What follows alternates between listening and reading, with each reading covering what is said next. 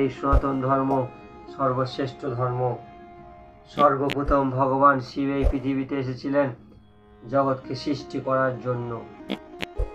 ভগবান শিব যখন এই পৃথিবীতে দেখলেন যে কিছুই নেই, তখন কি করলেন? মনে মনে চিন্তা করলেন আর মা শিবা দেবীকে নিজের শরীর থেকে সৃষ্টি করলেন। মা শিবা দেবীকে সৃষ্টি করার পর ভ্রমণ করছিলেন যখন ওই আনন্দবনে কাশীতে, তখন মনে মনে চিন্তা করলেন ভগবান শিব যে এই কাশী ভবনকে, এই নগরকে, এই পৃথিবীকে চালিত করার জন্য আমি একজনকে সৃষ্টি করব।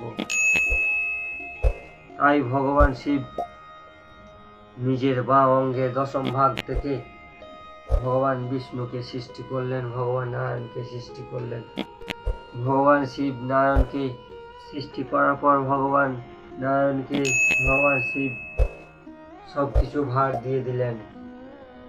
বললেন ভগবান শিব যে তুমি নার অর্ধেক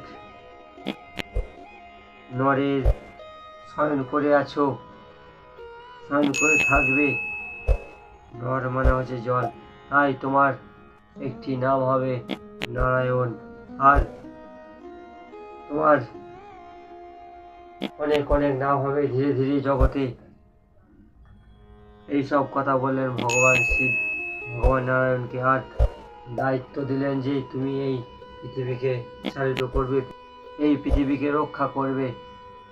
তাই সেই সব ভাত দিয়ে ভগবান শিব মা শিবা দেবীর সঙ্গে আনন্দবনে ভ্রমণ করতে লাগলেন, ওই কাশীর ধামে ভ্রমণ করতে লাগলেন। আর এইদিকে ভগবান নারায়ণ নর অর্ধেক জলে শুয়ে ভগবান নারায়ণ মনে মনে ধ্যান করতে লাগলেন ভগবান শিবের। আর ধ্যান করতে করতে তিনিও ভগবান নারায়ণও ভগবান ব্রহ্মাকে নাভি থেকে সৃষ্টি করলেন। ভগবান নারায়ণের নাভি থেকে একটি পদ্মকমল উৎপন্ন করলেন, আর সেই পদ্মকমল থেকে ভগবান ব্রহ্মার সৃষ্টি হলো। ভগবান ব্রহ্মার সৃষ্টি হলো, তখন ভগবান ব্রহ্মা নিজে নিজে অহংকারিত হলো, মনে মনে চিন্তা ভাবনা করলো আমি জগতের সর্বশ্রেষ্ঠ।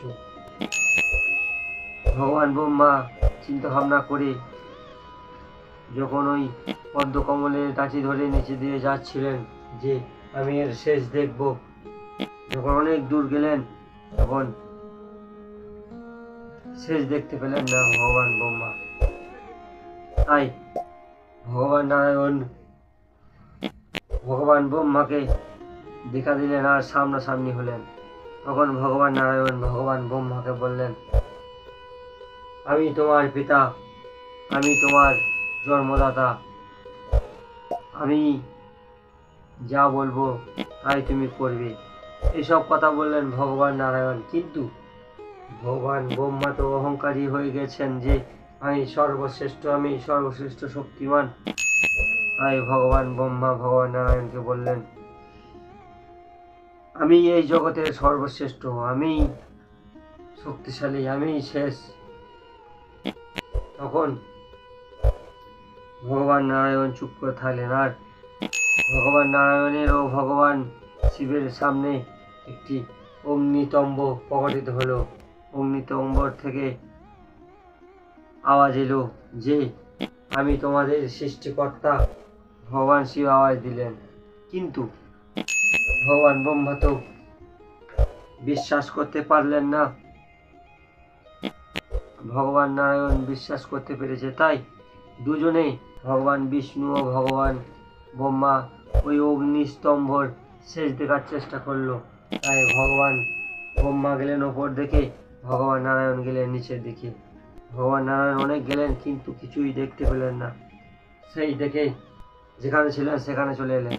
আর এদিকে ব্রহ্মা চলে গেলেন উপর দিকে, যাচ্ছে যাচ্ছে অনেক চলে যাচ্ছে, কিন্তু ভগবান শিবের অগ্নিস্তম্ভর শিবলিঙ্গের কোনো শিকড় পাচ্ছে না, শেষ পাচ্ছে না।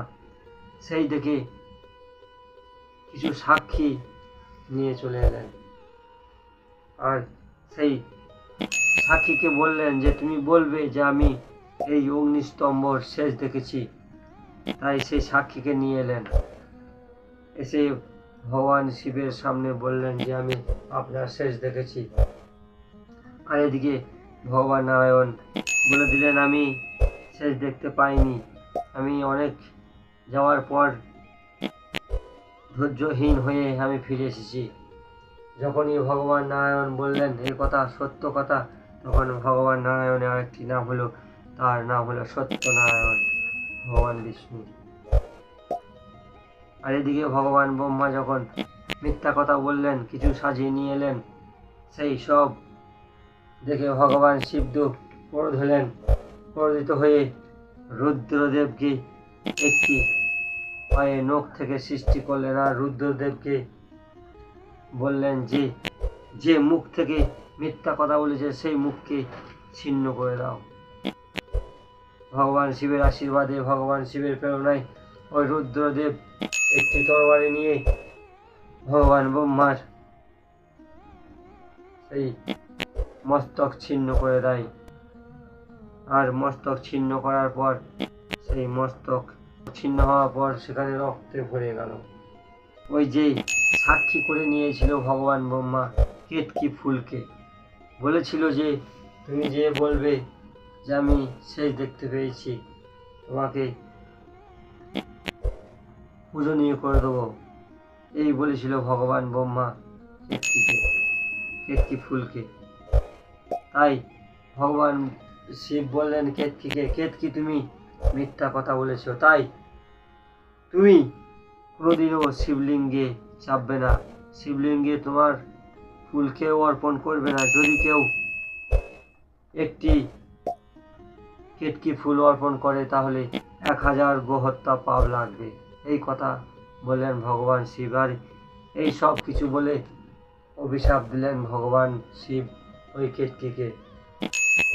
আর এই সব দেখে ভগবান বিষ্ণু ও ভগবান ব্রহ্মা ভাবতে পারলেন যে আমাদের পিতা ভগবান শিব।